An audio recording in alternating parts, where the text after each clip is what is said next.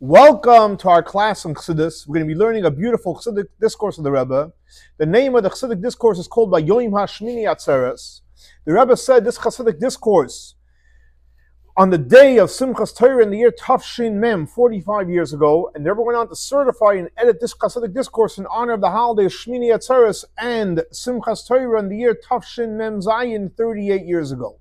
So again, the Chassidic discourse is based on the verse in the Torah where it says, "Bayom Hashmini," on the 8th day, Atzeres Ti'alachem.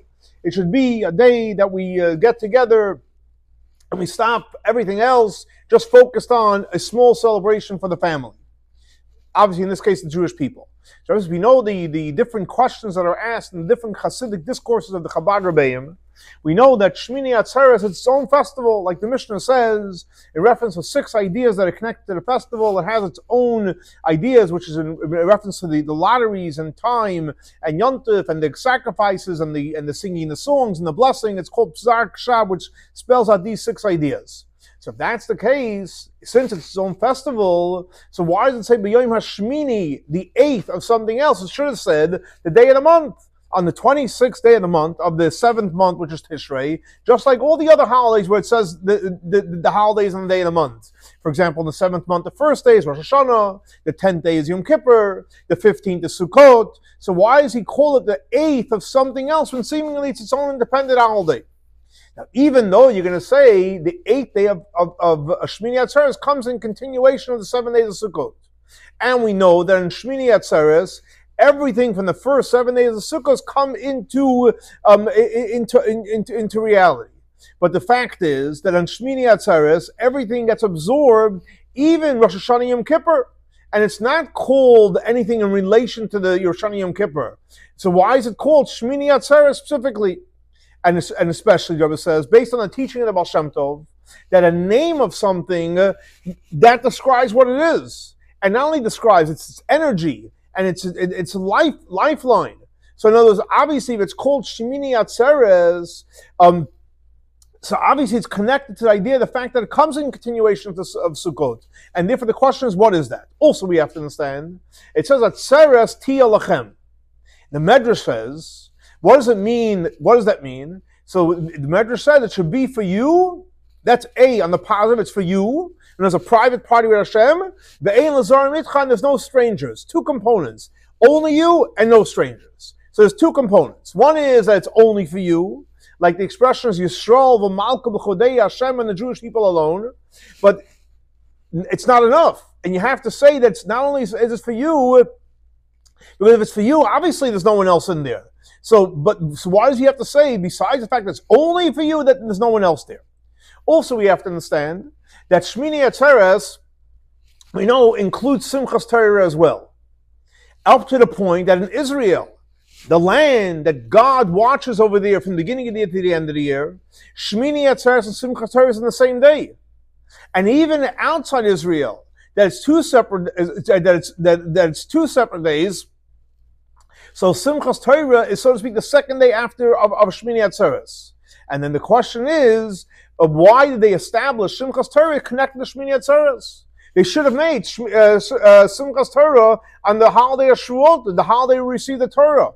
What's the specific connection with the idea of Shmini Atzeres? There says in many places explained that this that we do, Simchas Torah, when, like in Israel, on the day of Shmini Atzeres, or in outside of Israel, that they connected to Shmini Atzeres, it's because we're celebrating the 2nd commandments that were given on Yom Kippur. But if that's the case, that we're celebrating for the 2nd commandments, so that alone, that the joy and the celebration of Simchas Torah is what? It's for the 2nd commandments, not for the 1st. So we have to understand. We all know the main revelation and the completion of the Torah was the 1st commandments. They broke, so we had a replacement. But the main thing is the 1st one. And it's the Jewish people were on a different level. They were totally on a complete level when we see the Torah. Because we know it says that when the Jewish people came to Mar Sinai, the expression is that all these sins went away from them. So they were like totally pure. So the people were pure. B, the world was on a very high level. Because literally the infinite light of Hashem was shining into the world. Like it says clearly in the Torah, "Vayered Hashem al Har Sinai," God came down to Mount Sinai. And the Targum says, what does it mean he came down? Hashem was revealed. And this revelation of God affected the whole world. Like it says that a bird didn't chirp and an animal didn't make any sounds, up to the point that the sound of the Ten Commandments was literally heard on all four corners of the world, highest level to the lowest level. Literally the whole world, all the four sides were screaming, Anoichi Hashem Alakecha, I'm God, your God. Lo yilecha, you shouldn't have any other gods. And that was when the first set of commandments. So if that's the case, the first set of commandments, the Jewish people are on a very high level. The world was on a high level. So why is it that Simchas Torah was connected to Shmini Atzeres and we're celebrating for the second commandments? We should be celebrating the first commandments. Now, this was explained in many places, that the reason why we do Simchas Torah connected to the second commandment, specifically because when it came to the second commandments, so it says, that the second commandments, yes, even though it's second, it's replacing, but there's double blessing there. So if that's the case, we have to understand why.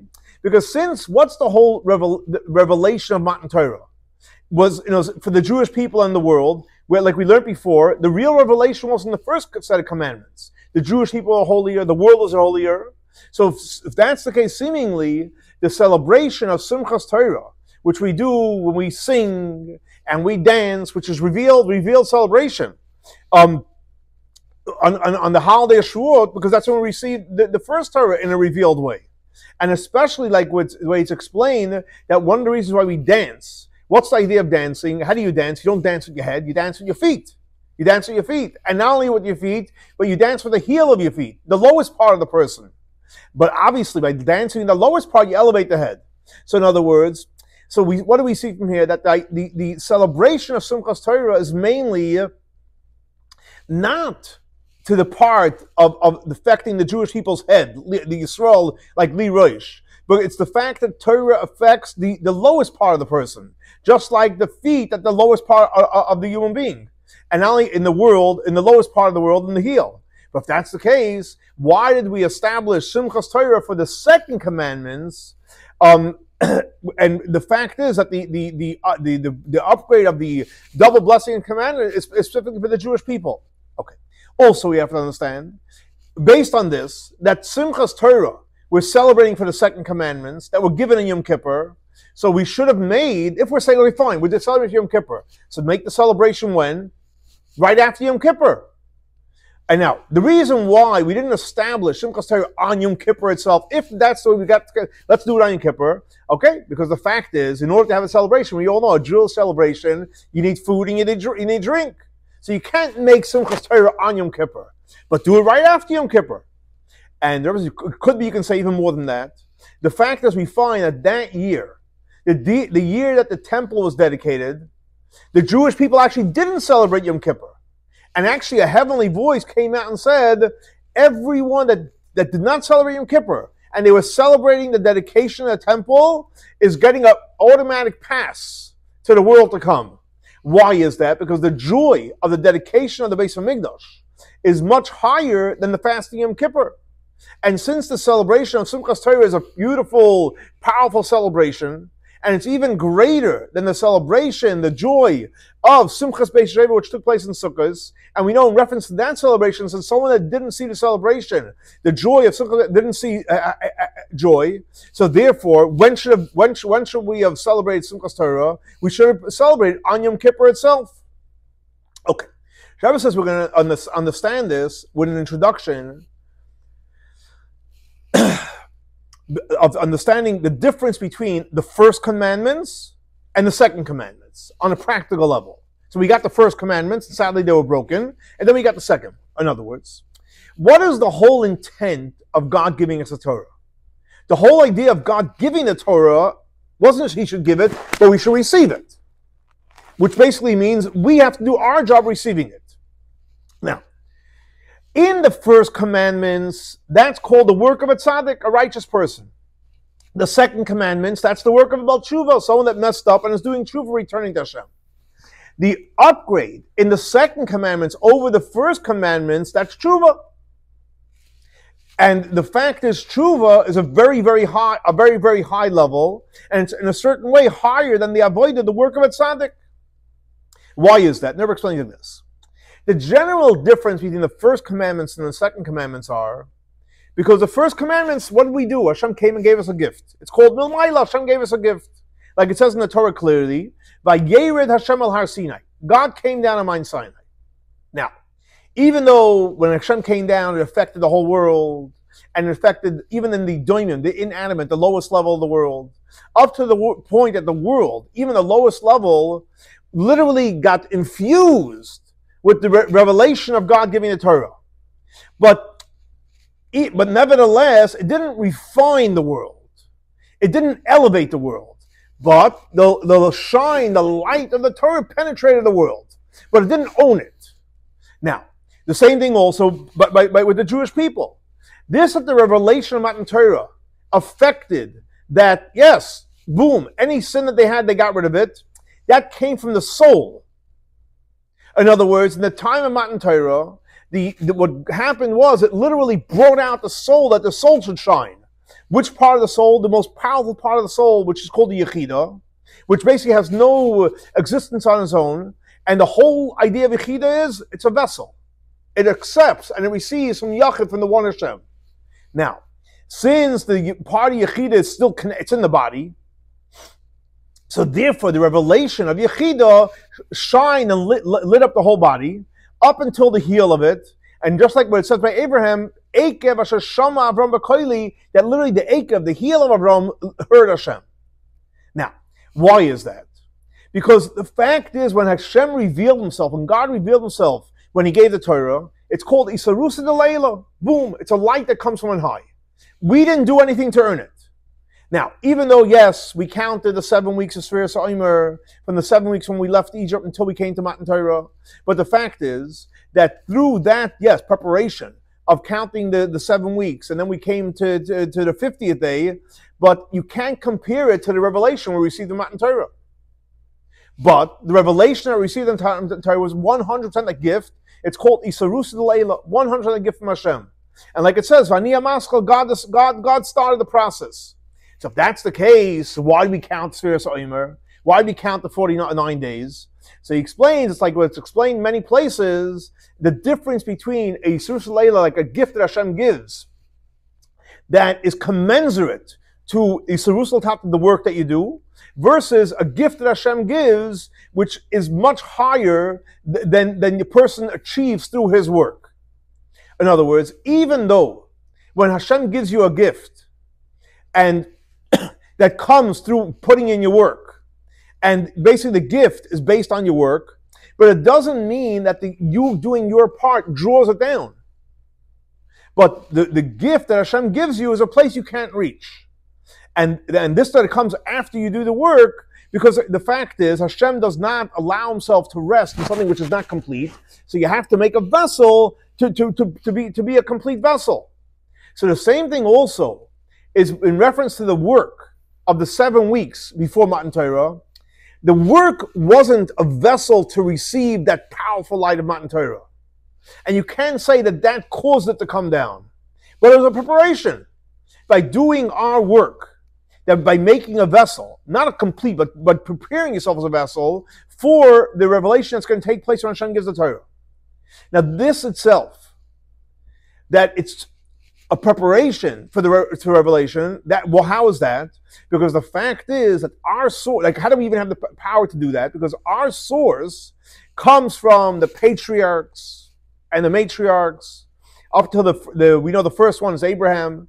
So therefore, matter of fact, there's actually an opinion, a thought in the writings of the Arizal that the process of Matan Torah, it happened in Mount Sinai, but the process actually started with the patriarchs. But that's all what? With the first commandments.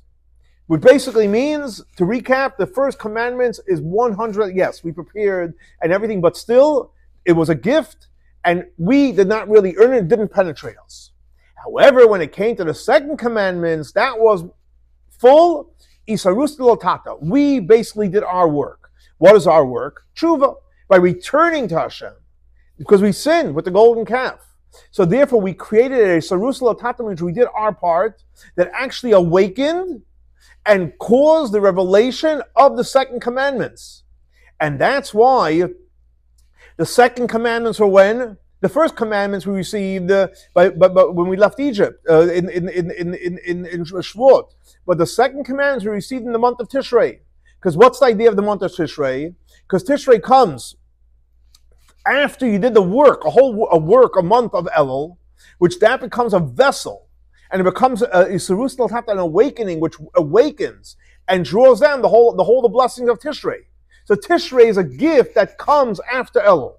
So therefore, by doing that, by doing the work, you actually refine and you elevate the world and yourself, not like the first commandments. And that's why the first commandments and the second commandments is connected to the spiritual work of a tzaddik and someone that does tshuva. Why? Because the work of a tzaddik is Or Yasher, it's a straight light. The light comes in, which is called Mamayla Lamata. However, the work of Baal Tshuva is something totally new. That the world, the physical world, gets transformed and gets refined and gets elevated. Now, the idea behind it is like this. The work of a tzaddik is like it says in the prophets, Elokim Asas Adam Yasher. God made the person straight.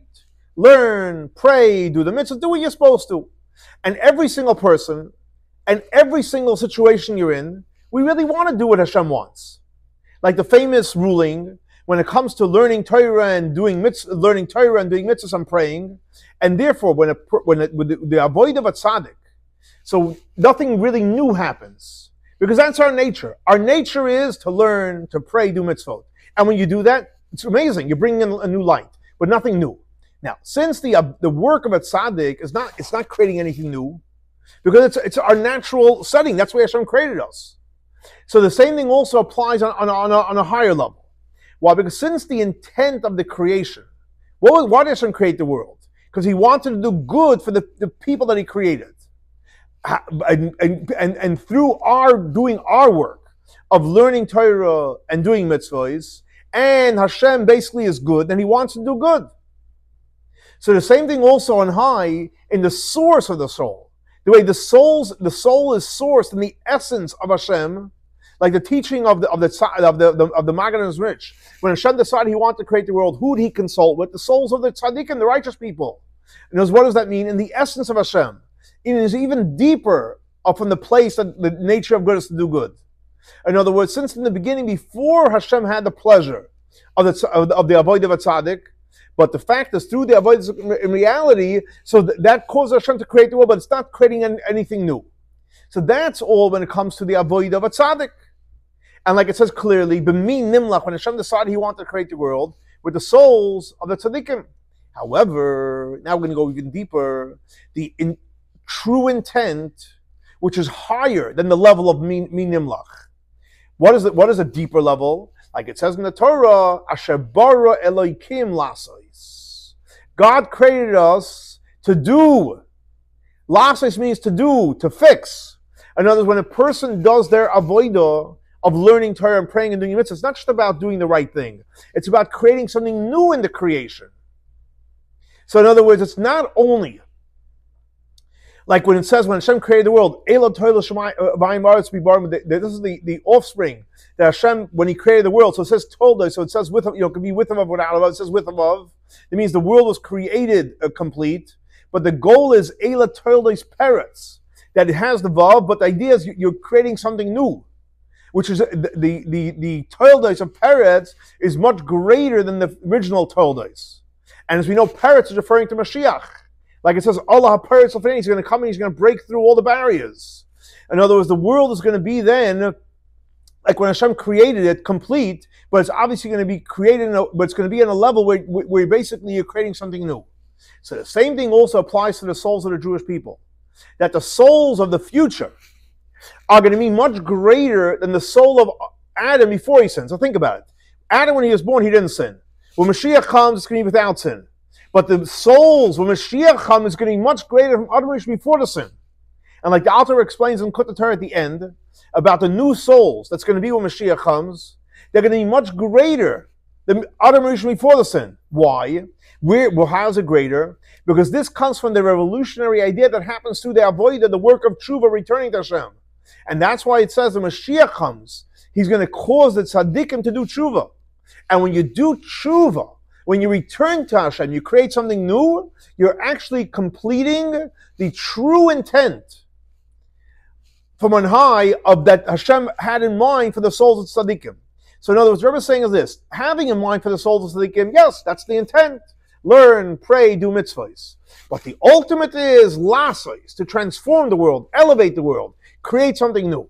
So the same idea is when it comes to literally when someone does tshuva, someone returns to Hashem. What does that mean? When a person, God forbid, sins, and blemish makes a blemish, and he went off the path, which again, like we learned before, it's not the natural way. The natural way is to do the right thing. So you went off the path, not natural. But then you go ahead and you fix it, and you come on the path by doing what? By doing tshuva, by returning. And especially when you do tshuva from the highest level, because you love Hashem. So what happens then is what you did wrong actually is a merit.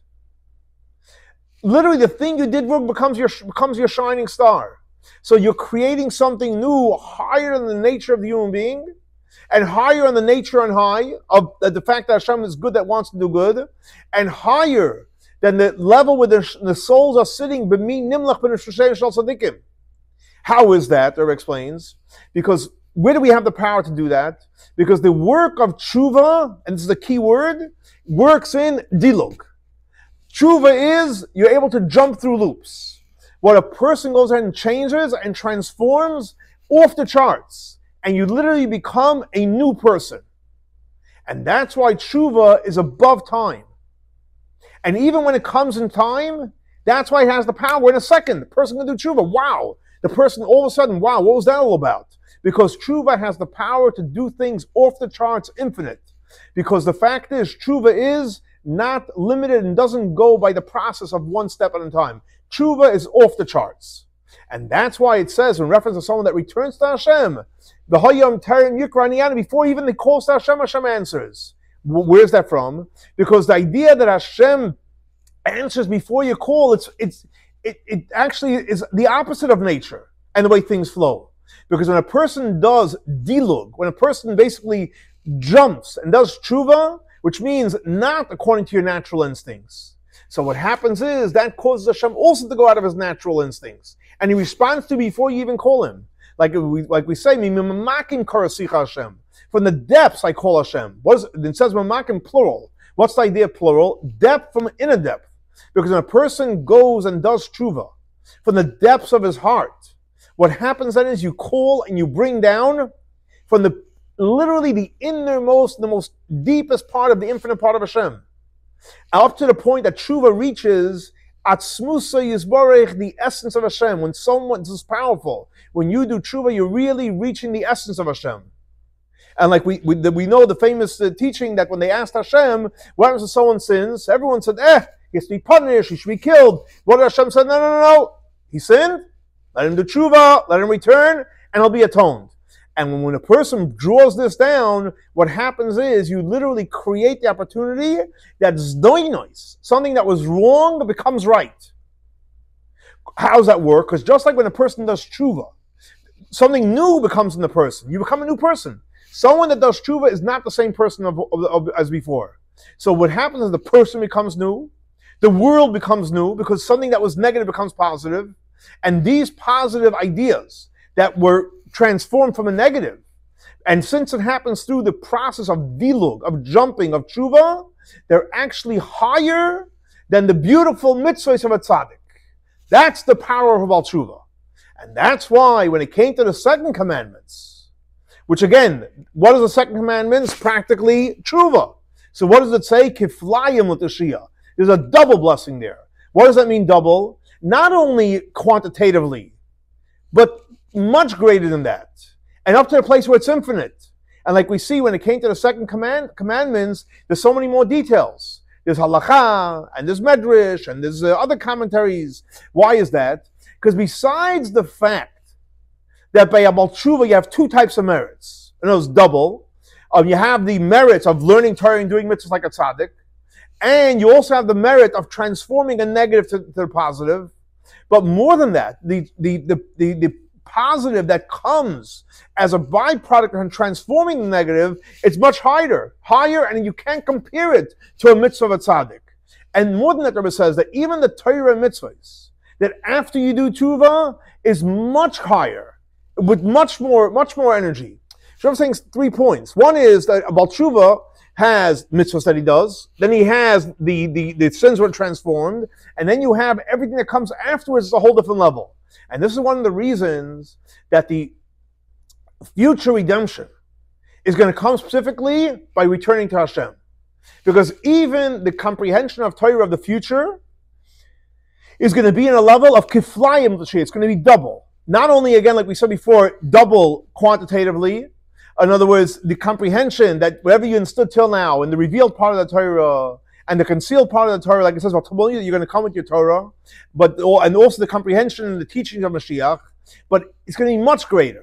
And off the charts, because the fact is, when Mashiach comes, it says, Yishakeni min hashikas piyu. It's going to be a great and a union, like a deep kiss. What's going to happen is, what's going to get revealed is the secrets, of all the secrets. Talumah Chachma is going to be revealed. And not only that, when a person goes ahead, is going to comprehend the revealed part of Torah, even though it's going to be on a whole different level. And the same thing also, the work of learning Torah and doing mitzvahs in exile. And as we know that in exile, even the regular learning Torah mitzvahs is today at the level of a tshuva. And through tshuva, we're going to reach the level of what? Kiflayim l'shiyah double. And ever since we're going to understand this better, based on what's known, the difference between there's two Talmuds, the Babylonian Talmud and Jerusalem Talmud, is just like the difference between the first commandments and the second commandments. Why? Because we know that the Jerusalem Talmud is like Ur Yasher, like a tzaddik, a straight light, similar to the tzaddikim, the first commandments. Talmud Bavli, which we know is through many discussions and arguments and concealments, and like it said, the expression says, Machshakim Hashivani, where do you find me in darkness? What is that referring to? The Babylonian Talmud. But nevertheless, even though Talmud Yerushalmi is the straight light, Talmud Bavli is called the dark light, but nevertheless, the ruling is according to Talmud Bavli. Why? Because when you basically have the questions, and you have the struggle, and you have the darkness, you actually reach to the true intent. You reach to the essential concealment of the Torah, Talumah is Chachma, just like the merit of Baal Tshuva, that literally you're able to take negative and turn it into positive. And that's why when it comes to the second commandment, it says, Vayaged lecha Talumah is Chachma ki kiflayim t'shiyah. What is the idea? Talumah is Chachma is referring to literally the internal part of the deepest secrets in the Torah. And its source is the internal part of the essence of the infinite part of Hashem. And how does that get revealed? That gets revealed through the discussion, through the arguments of specifically of the Babylonian Talmud. Now this ultimate revelation is going to be where Mashiach comes. Like it says in the Zohar, based on the verse, Ayin lo rasa, I didn't see, Yasam l'chakeloi. So what does that mean? So he says, who will that come to? Those that basically sit and study and try to comprehend, and they bring out every single point, and they want to know everything, that based on putting in all the effort, with all the questions, they're going to have when Mashiach comes, the ultimate revelation, the level of Eden. Like it says, Ayin lo rasa, that's going to be revealed to them through the fact that they struggle and they toil in studying Torah now. Now, by doing that, what you do is you create the ultimate elevation and the completion, the way Torah is connected to the essence of Hashem. Like it says in reference to King David, that he would connect the Torah on high with Hashem. Why? Because we know the Torah on itself, the way Hashem gave us the Torah in the first commandments, it's Chachma. Torah comes from Chachma, the highest sphere. As we know, it says clearly, the Raisa, Torah comes from Chachma. Now, even though by Matan Torah, Hashem gave everything, even what's going to be revealed in the future, as we know, Matan Torah is only once, but the fact is, when Hashem gave the Torah, Matan Torah, true, everything was there, but it's concealed. Talumos, it's called Talumos, it's concealed part. But in order to reveal it in a revealed way, in a way of Torah, that Torah is light, that was given specifically the power to get to the deepest part came from the second commandments. And that's why, by learning Torah, specifically in exile, the Babylonian Talmud, we're going to have the greatest revelations in the future. And then we're going to complete and fulfill the intent that Hashem wanted to make a dwelling place down here in this world. Because what happens is, and when it comes to Dira, a dwelling place for Hashem, but Tachtonim, a place which is low, there's two components. One is it's a dwelling place for the essence of Hashem. We're dealing with the essence of Hashem. And B, but Tachtonim, it's in the lowest places. And these two components, by going ahead and learning specifically Talmud Bavli, why? Because when you toil to understand, you have questions, and you want to get to the secrets, and you want to try to understand it, you get to the essence of Hashem, and you get to the true intent of knowing what the ruling is, and by doing the ruling, based on what the Jewish law is, you literally make a dwelling place down here. And that's why he says, which is referring to the Babylonian Talmud, because through Machshakim, through the darkness, and through putting in the effort, we go ahead, we make a Dira Lo Yisbarach B'Tachtonim. So what he's saying is basically the ultimate is, by literally toiling, you get to the Hashem himself, the essence of Hashem, and then you bring it down into this world. The same thing also applies, that's about Torah. The same thing also applies about doing the mitzvahs in the time of Gullus. Why? Because even though that the mitzvahs in the time of Gullus is not complete. Because besides the fact, the ultimate completion of the mitzvahs is going to be when Mashiach comes. Like it says, V'sham, in the future, Nasla V'necha, we're going to do mitzvah Surach like the mitzvah of your will. In other words, this completion didn't happen in the times of the temple. And in the time of the exile, we don't have it yet.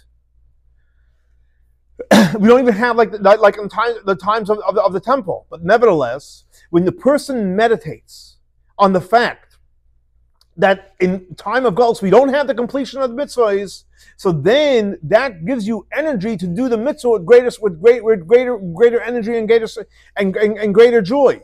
And like it's explained in Tanya about the quality of the Baal Tshuva over the quality of a tzaddik. What? That the fact that someone is Baal Tshuva means he was disconnected from God. He was far away from God. So therefore his desire is much greater. Just like the expression that Tanya uses, Ava Rabba, he has a tremendous love, a huge amount of love, from the depths of his heart. And by having this love, and from the depth of the heart, and by doing the mitzvahs in the time of Gullus with much more alacrity, so what we do is we actually transform the darkness of exile, and we actually transform it into holiness. Like to explain in Tanya that when a person goes ahead and returns to Hashem, may Ava Rabba, key word, you return to Hashem with an abundance of love. And the tremendous yearning, we literally transform the negative into the positive. Because in the beginning it's kizochios, like a negative. But literally it becomes a positive. And that's why the ultimate completion of the future happens what? By the mitzvahs we do now in exile. And especially, the icing on the cake is by doing tshuva, returning to Hashem. Because these two powerful components of making a dwelling place for Hashem, which that's the ultimate completion when Mashiach comes, which means we're making a dwelling for the essence of Hashem, and dwelling in the lowest places. When does that happen? It happens by doing a mitzvah in the time of exile. And especially when you do it with the approach of tshuva, returning to Hashem.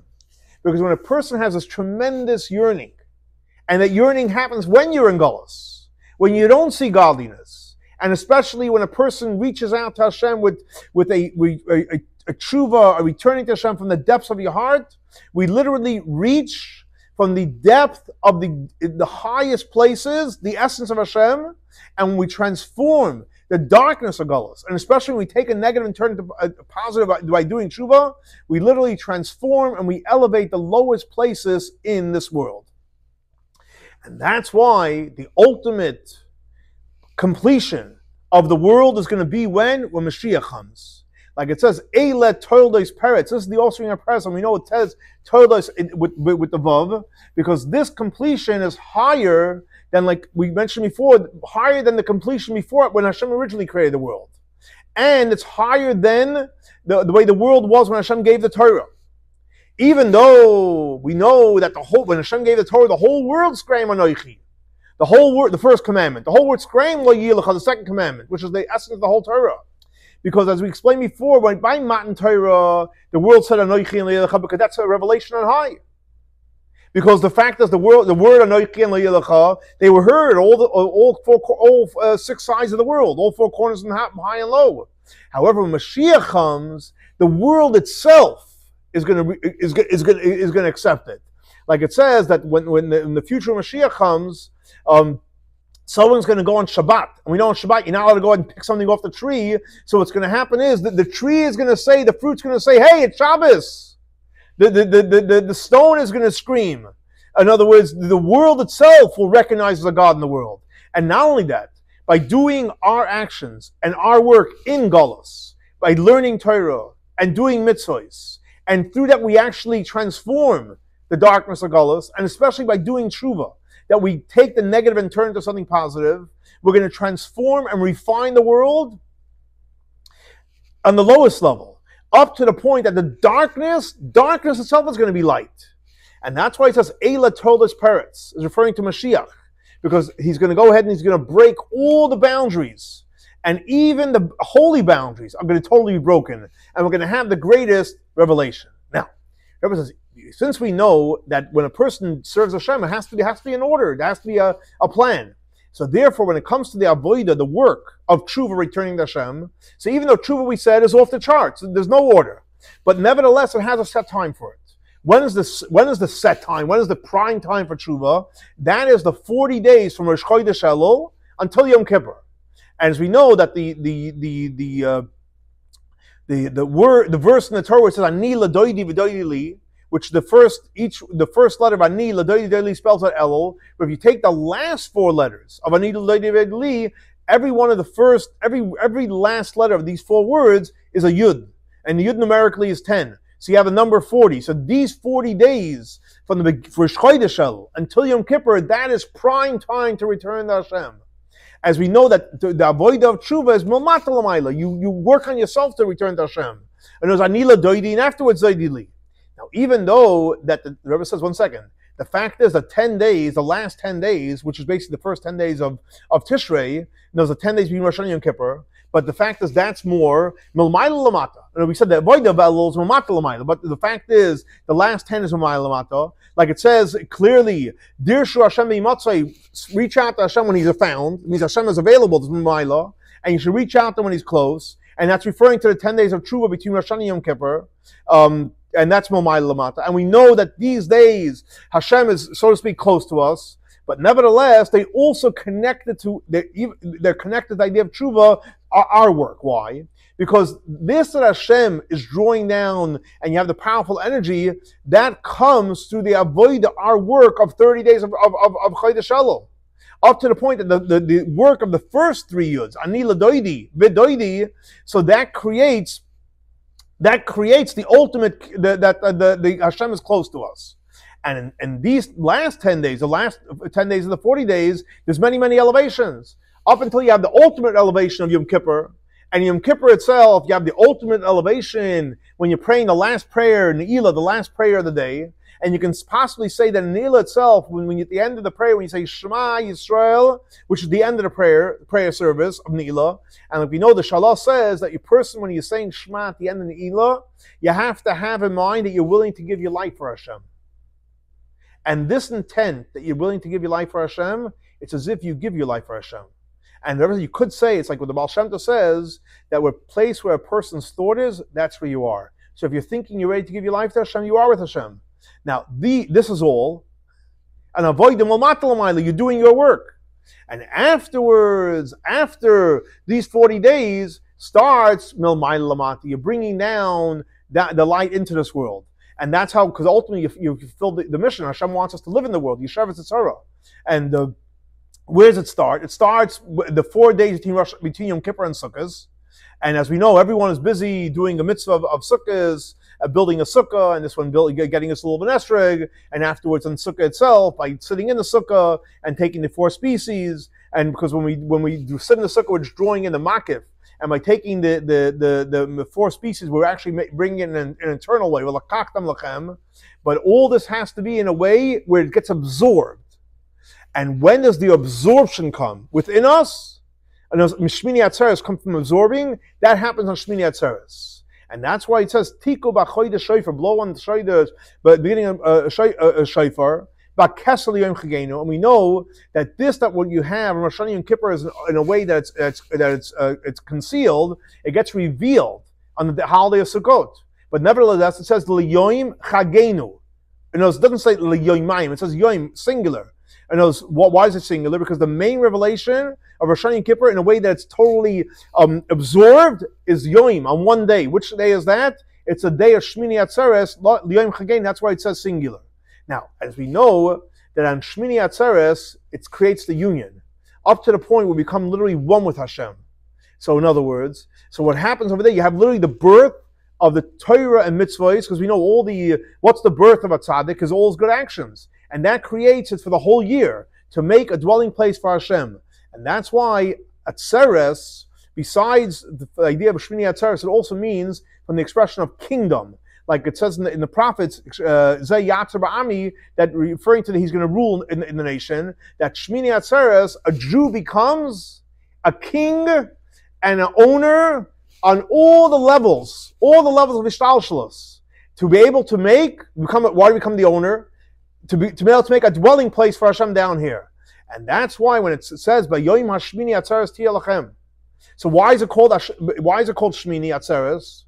It's referring to that it's coming in continuation from the first 7 days of Sukkot. Shmini means it's the 8th after the 7 days of Sukkot. Even though that we learned before that Shmini Atzeres also includes to internalize everything from Rosh Hashanah Yom Kippur, because the fact is, like we learned before, Rosh Hashanah Yom Kippur is really Milmata L'mayla. It's still a continuation of Chodesh Elul. And since the ultimate intent is to bring Milmayla L'mata, to bring the light down into this world, and that's why it's called Shmini Atzeres, because we're internalizing everything which starts the process from bringing it down, which that starts on Sukkot. And that's why it's called the 8th day, besides the fact that 8 also comes from the word of fact. But the point that we're saying is that Shmini Atzeres is, because again, Rosh Hashanah Yom Kippur is connected to Elul, which is Milmata L'mayla. Sukkah starts with Milmata L'mata, and that really gets culminated and completed in Shmini Atzeres, and that's why it's called Shmini, to the new avodah of Milmata L'mayla. But nevertheless, Shmini Atzeres, even though it does that, but it's still its own festival. Why? Because that Shmini Atzeres has the power to basically pull everything together and absorb everything of the 7 days of Sukkot. What it's doing is it's totally creating something new. And that's why it creates a whole new festival. Because the fact is, in the first 7 days of Sukkot, it comes down, like we said, in a makif, it hovers over. What? Also the idea is Rosh Hashanah Yom Kippur, and also the 10 days of Tshuva, up to the completion of Tshuva of Yom Kippur. And when you bring it in an internal way, and it gets absorbed within you, when, not in makif, in a premiistic way, an internal way, in Shmini Atzeres, L'yoim Chagenu, the day of the holiday, singular, what gets revealed, and the way that it's internalized, the true connection and the oneness of the Yechidah, the oneness of our soul with the real Yachid, Hashem. And that's where Tshuva reaches Parechad Ayelachad. And that's why when it comes to Atzeres, it says Atzeres Tiyeh Lachem. And the Medrash says, for you and no one else with you. And it's this that you have to say, no one else with you, because the fact is, we're dealing with a Baal Tshuva. And a Baal Tshuva, unfortunately, did something wrong. So therefore, because you're a Baal Tshuva and you're returning, you have to be very extra careful. And therefore, you have to make sure that that you don't bring in any of the old behaviors, any of the negative stuff. But specifically to that, when the Baal Tshuva is careful, then it becomes l'chal levantcha, then we come totally one with Hashem. Because the fact is, through Tshuva, we reach the essence of Hashem, and over there's no room for any stranger. Like it says, Yisrael, Malcolm Chadei, the Jewish people and Hashem are totally one. And on the contrary, when we bring in the essence of Hashem through Tshuva, what gets revealed is the internal part and the true part, and the true intent of why someone did something wrong, that the whole reason why someone does something wrong, the famous teaching, Noira Alila B'nai Adam, the whole reason why someone does something wrong is so that you can have the benefit of Ishabcha, Chashoichel, and Hoira, to transform darkness into light, and to transform a negative, a sin, into actually something positive. And that's why Simchas Torah was established when? On the 8th day of Atzeres. And connected to what? To the second commandment, specifically. Because the revelation of the Ten Commandments, which basically is the whole idea of tshuva, returning to Hashem of Yom Kippur, and it gets in an internal way, in a way that's absorbed. When does that happen? That happens on Shmini Atzeres. Because the real simcha, the real joy of Simchas Torah is, what's the real joy? Mainly that the Torah has an effect on the lowest parts of this world. And that's why the real joy of Simchas Torah, how do we celebrate? We dance with our feet, and specifically, like we said, with the heel of the feet. And therefore, it's connected more to the second commandments, because the second commandments is connected to the idea of tshuva, returning to Hashem. And by doing tshuva, what gets refined is the lowest parts of the world, up to the point that the negative gets transformed into positive. And just like by literally when someone dances, through the fact that the person dances, and yes, the heel is dancing, but everything gets picked up, and we actually pick up the head, and you pick up the intellect, that the intellect also dances with tremendous joy, with off the charts. And the same thing also spiritually, that when we dance and we're happy on Simchas Torah, we literally elevate the head of the soul. And since a human being is Adam al-Elyon compared to Hashem on high, so we literally create an elevation on the intellect of Hashem, which basically is connected to the idea of Torah. And like we see clearly when we dance at our Kafas of Simchas Torah, we dance. The Torah also dances. The Torah itself is dancing. And like the famous teaching of the Rebbeim, that when a person's dancing, the Torah is dancing with you. And when a person is happy, you have the power to break all the boundaries. Because the power, the simcha of Simchas Torah, breaks all the boundaries of Torah. Because the fact is, like we learned before, Torah is limited. But when a person is happy, and a person's dancing with Simchas Torah, we literally draw down the essence of Hashem. And like we learned, like we learned before, where it says King David would connect the Torah on high with HaKadosh Baruch Hu.